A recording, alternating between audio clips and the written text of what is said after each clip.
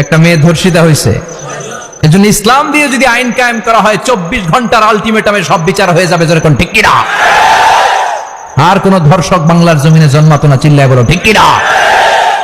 ইসলাম বলে চোরের হাত কেটে দাও, জেনা ব্যভিচার করলে ডেথ পেনাল্টি। সৌদি আরবে হেড অফ করে, গলা কেটে ফেলে। বাংলাদেশেও যদি এটা করা যেত, খবর হয়ে যেত। আর কোন ধর্ষক বাংলার জমিনে জন্মাতো না, চিল্লায় বলো ঠিক কিনা? চুরি করলে হাত কাটো, কথাটা কার? السارق والسارقة فاقطعوا أيديهما جزاء بما كسبا نكالا من الله والله عزيز حكيم. If anyone steal something very precious from the society, the government should cut down his right hand.